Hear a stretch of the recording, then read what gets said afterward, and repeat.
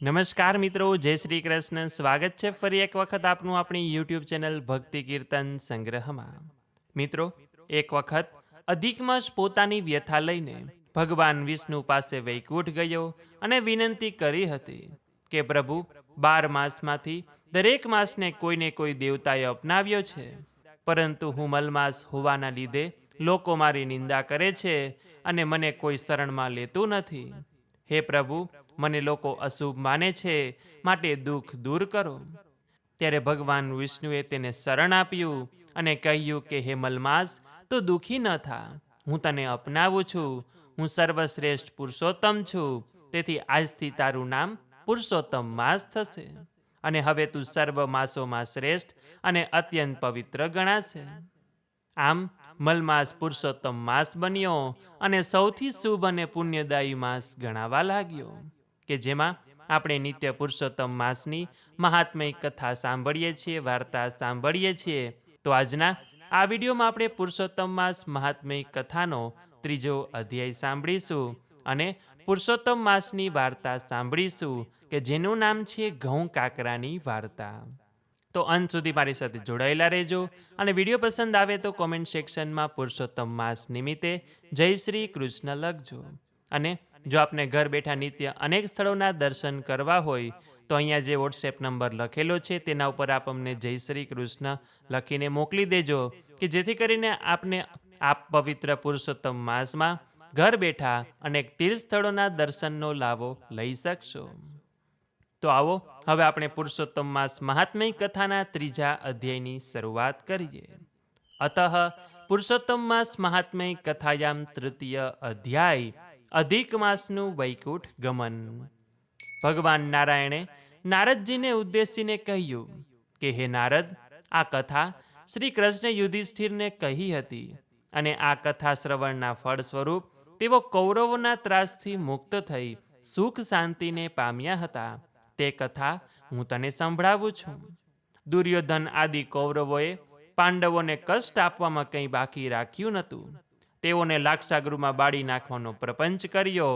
પાંડવો સાથે જુગટું રમીને કપટથી તેમને હરાવ્યા અને દુશાસન દ્રૌપદીને ભરસભામાં તેનો ચોટલો ખેંચીને લાવ્યો અને દ્રૌપદીની લાજ લૂંટવા પ્રયત્ન કર્યો. દ્રૌપદીના ચીર ખેંચી નવસ્ત્રી બનાવવાના દુર્યોધને કહ્યું. આથી ભગવાન શ્રી કૃષ્ણ દ્રૌપદીની વારે ગયા અને 999 ચીર પૂરી દ્રૌપદીની લાજ રાખી.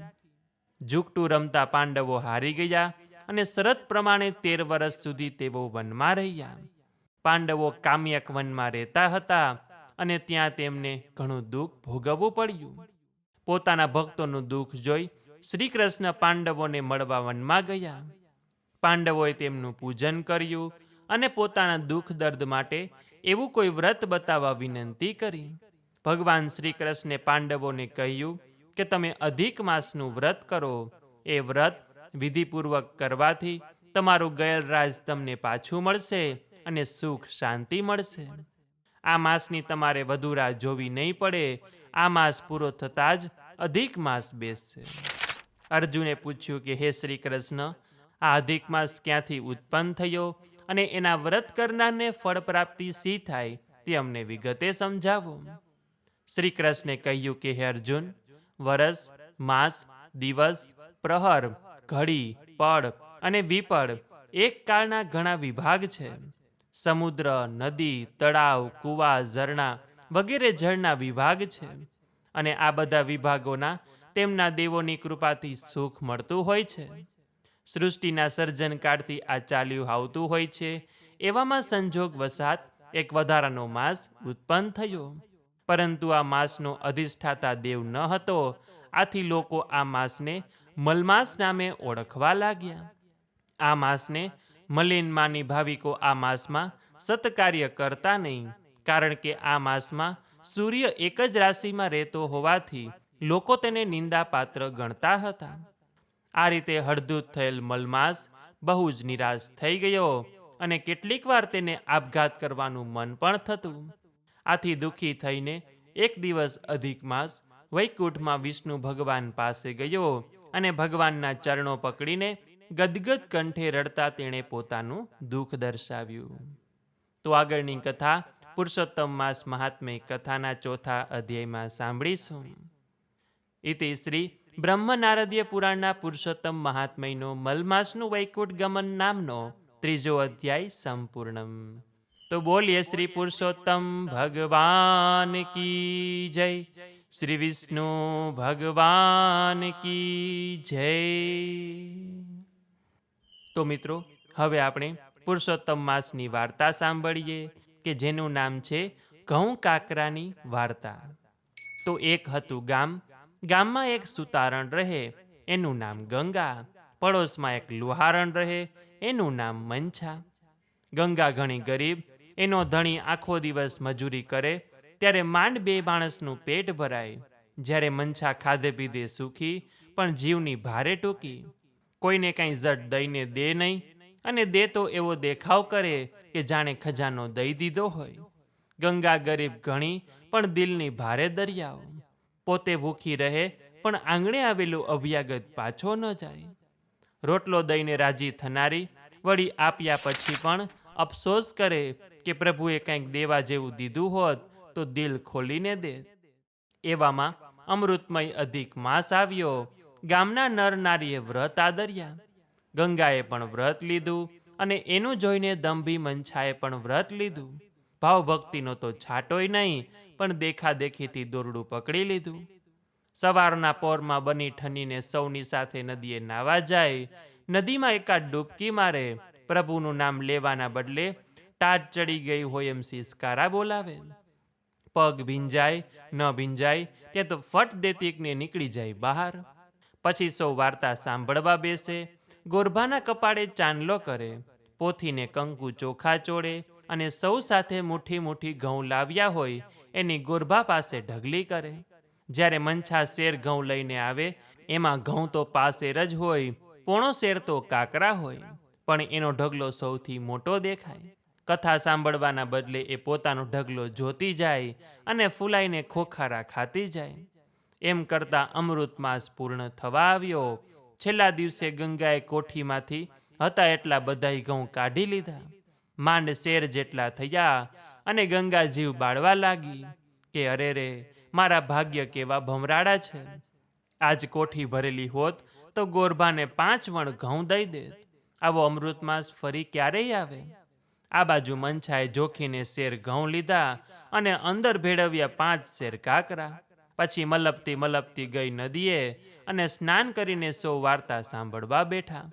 મંછાનો ઢગલો સૌથી મોટો થયો, એટલે મંછા તો વારે વારે ખોખારા ખાવા લાગી. આ બાજુ વૈકુંઠ લોકમાં લક્ષ્મીજીની મૂંઝવણનો પાર નથી. પ્રભુએ પૂછ્યું કે દેવી, મૂંઝવણ સાની છે? ત્યારે લક્ષ્મીજી બોલ્યા કે નાથ, રોજ તો પાસેર ઘઉંમાંથી પોણો શેર કાકરા વીણતા નાકે દમ આવી જાય છે. આજે તો શેર ઘઉંમાં 5 શેર કાકરા છે.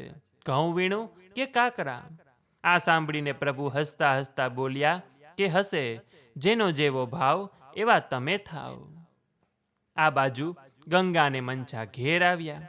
ગંગાએ ઘેર જઈને જોયું તો આખી કોઠી ઘઉંની ભરેલી. ગંગાના આનંદનો પાર ન રહ્યો. એ તો દોડતી ગઈ ગોરભા પાસે અને જઈને કહ્યું કે પ્રભુએ કૃપા કરી છે, મારા ઘેર પધારો, મારે અન્નદાન કરવું છે. એટલે ગોરભા ગંગાના ઘેર આવ્યા. ગંગા સુપડે સુપડે ઘઉં આપવા લાગી, પણ કોઠી ખાલી જ ન થાય. 5ના બદલે 15 મણ ઘઉં દઈ દીધા, પણ તોય કોઠી તો ભરેલી ને ભરેલી જ. ગંગા સમજી ગઈ કે પૂર્ણ પુરુષોત્તમ પ્રભુએ દયા કરી છે. વાયુ વેગે વાત ગામમાં ફેલાઈ ગઈ. લોકો જોવા ટોળે વળ્યા. એટલે ગંગાએ ગામના તમામ બ્રાહ્મણોને સુપડા ભરી ભરીને ઘઉં દીધા, પણ કોઠી તો છલકાતી જ રહી. આ વાત મંછાએ પણ સાંભળી. એને થયું કે વ્રત તો મેં કર્યું છે, મને પણ ફળ મળવું જોઈએ. જઈને જોયું કોઠીમાં તો આખી કોઠી કાકરાથી ભરેલી. ગંગાની કોઠીમાંથી કદી ઘઉં ખાલી ન થયા, અને મંછાની કોઠીમાંથી કદી કાકરા ન ખૂટ્યા.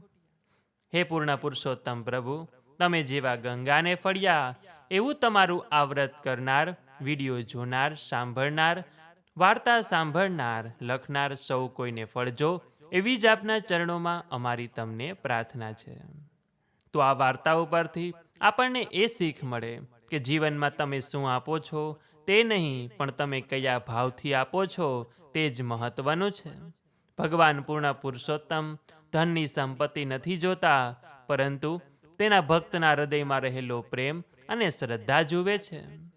જો ભગવાને આપણને કંઈ દેવા જેવું આપ્યું હોય તો કલ કરે સો આજ કર, આજ કરે સો અબ, એટલે કે આજે જ દઈ દેવું જોઈએ. દાન પુણ્યનું કાર્ય કરી લેવું જોઈએ.